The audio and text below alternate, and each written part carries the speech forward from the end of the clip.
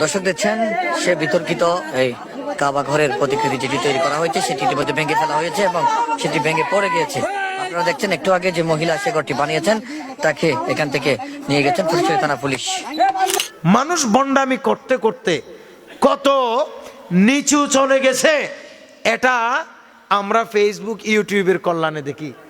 চট্টগ্রামের ফটিকছড়ি একটা জায়গা আছে, সেখানে স্বপ্ন দেখে এক মহিলা, তাকে নাকি রসুল করিম ইসলাম এসে বলছে, এই মহিলা তুমি তোমার ঘরে একটা কাবা শরীফ বাঁধো আর সে কাবাকে তুমি চতুর্দিক থেকে তওয়াব করো, মানুষ দিয়েও তুমি তওয়াব করাও। একটু জোরে বলবো না?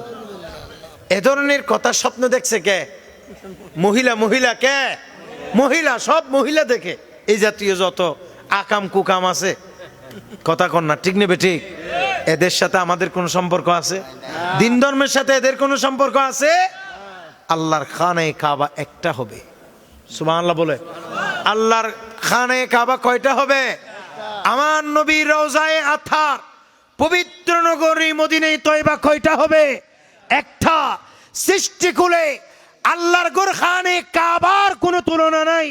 সৃষ্টি জগতে আমার নবীর মদিনায়ে তয়বা তথা রাসূলুল্লাহর রওজায়ে আতহারের কোনো তুলনা হতে পারে না। কথা বলেন ঠিক না? কিন্তু বন্ডরা বন্ডামি করতে করতে, দান্দাবাজি করতে করতে, নিজের পকেট বাড়ি করার জন্য করতে করতে এই জাতীয় অন্যায়, এই জাতীয় অবিচার, এই জাতীয় শয়তানি বদমাশি তারা রীতিমতো চালিয়ে যাচ্ছে। কাজেই যেই সমস্ত মোল্লা মৌলবীরা এদেরকে সাপোর্ট করে, এরা আহলে সুন্নাহ ওয়াল জামাতের কেউ নয়, এরা হচ্ছে ভণ্ডদের দালাল, এরা হচ্ছে পেট পূজারি। কথা বলেন ঠিক কিনা?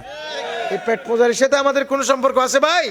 খবর আমরা দেখি অনেক মাজারে, সব মাজারে না, সকল ওলিদের মাজারে, এই ফেসবুক ইউটিউবে দেখা যাচ্ছে অনেক মাজারে কি অনৈতিক কার্যক্রম চলতেছে, নারী পুরুষের অবাধ মেলামেশা চলতেছে। এমনকি নাউজুবিল্লাহ অনেক মাজারে, এমনকি আস্তাগফিরুল্লাহ গান বাদ্য বাজনার তালে তালে, জেনা ব্যভিচারের তালে তালে মদ গাঁজা ফেন্সিডিল আবার আসর পর্যন্ত জমানো হইতেছে। বলেন না ঠিক নেবে ঠিক? ইউটিউব দেখে এগুলো বললে আপনাদের আমাদের অনেক বাইরা রাগ করে সেতে যাই, ঠিক কিনা? সেতে গেলেও আমাদের মনে রাখতে হবে আমাদের দিন শেষে একদিন মরতে হবে।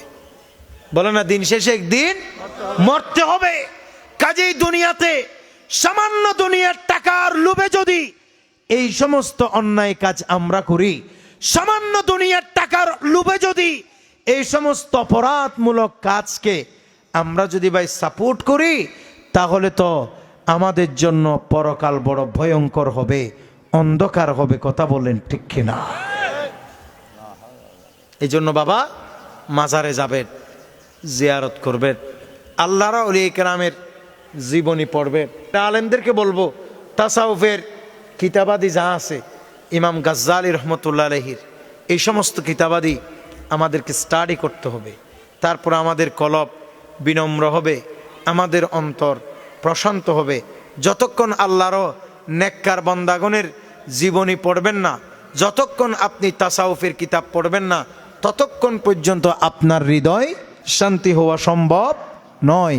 এ কলবকে শান্তি দিতে হলে, অন্তরকে ফ্রেশ করতে হলে আল্লাহর জিকির করতে হবে। আল্লাহর যারা হাবিব আছেন, আল্লাহর বন্ধু যারা আছেন, আল্লাহর প্রিয় ওলি যারা আছেন, তাদের জীবনীর চর্চা করতে হবে। আল্লাহ যেন আমাদেরকে কবুল করেন।